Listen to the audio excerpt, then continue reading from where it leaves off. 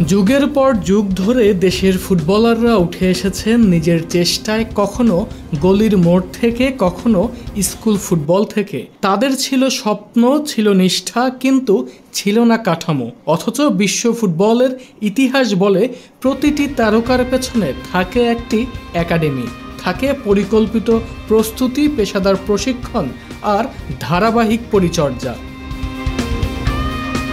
বাংলাদেশে সেই কাঠামোর অভাবটাই এতদিন ছিল সবচেয়ে বড় শূন্যতা। এবার সেই চিত্র বদলাতে চলেছে। বাংলাদেশ ফুটবল ফেডারেশনের নতুন নেতৃত্ব দীর্ঘদিনের সেই অব্যবস্থাপনা দূর করতে কাজ করছে। ফুটবলের উন্নয়নে নেওয়া হয়েছে উচ্চাকাঙ্ক্ষী এক পরিকল্পনা। দেশের ৮টি বিভাগেই গড়ে তোলা হবে বিশ্বমানের একাডেমি। আমরা বাফুফে থেকে আমাদের একটা কর্মসূচি এবার আমরা নিয়েছি। সারা বাংলাদেশে আমরা প্রথমে যত একাডেমি আছে প্রাইভেট সেক্টরে ২০০-র ওপরে একাডেমিকে আমরা তালিকাভুক্ত করেছি এবং এর ভেতরে আমরা 1 স্টার 2 স্টার আমরা রেটিং করেছি। আর আমাদের একটা উদ্দেশ্যটা হলো যে অন্তত ৮টা বিভাগে আমরা একটা ফুল ফ্লেজড ৮টা ফুটবল একাডেমি আমরা করতে চাই। সেটা আমরা ফেডারেশন উদ্যোগ নেবে, যারা ওখানে স্থানীয় ক্রীড়া সংগঠক আছেন, ক্রীড়ামোদী, ব্যবসায়ী, স্পন্সর আছেন, সকলের সহযোগিতা নিয়ে, এবং আমরা সরকারের কাছে আবেদন জানিয়েছি সরকারের জন্য এই ব্যাপারে একটু এগিয়ে আসেন। তাহলে ৮টা বিভাগে আমরা চাচ্ছি একটা কম্প্রিহেন্সিভ ৮টা একাডেমি করার জন্য। এই পরিকল্পনারই অংশ হিসেবে বাফুফে সারা দেশে ২০০টিরও বেশি একাডেমিকে তালিকাভুক্ত করেছে।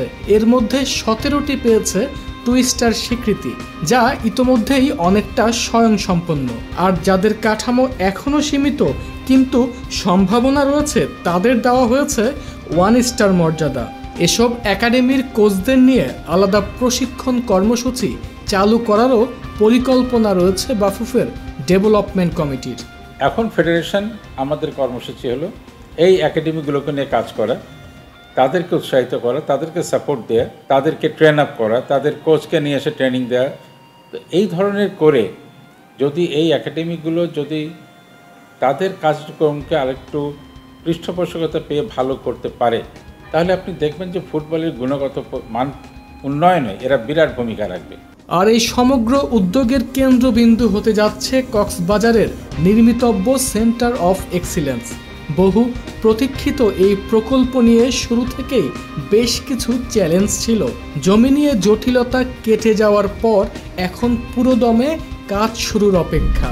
ফিফার পক্ষ থেকেও মিলেছে ইতিবাচক সাড়া। সেন্টার অফ এক্সেলেন্স সেটা তো কক্সবাজারে আমাদের এটা হচ্ছে ইনশাল্লাহ।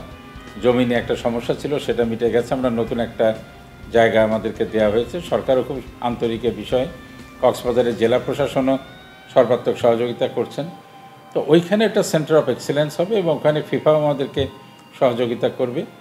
ওটা হয়তো কয়েক বছর সময় লাগবে কমপ্লিট হতে, কিন্তু ওটা কমপ্লিট হলে আপনি দেখবেন ওটা আমাদের দেশে একটা ফুটবলের একটা অত্যন্ত, শুধু আমাদের দেশের না, এই উপমহাদেশের বা এই সাব দেশের ভিতরে একটা অন্যতম ফুটবলের একটা একাডেমি ওটা হবে। প্রতিভা থাকে সুপ্ত, তা বিকাশের জন্য প্রয়োজন সুযোগ, কাঠামো আর দৃষ্টি।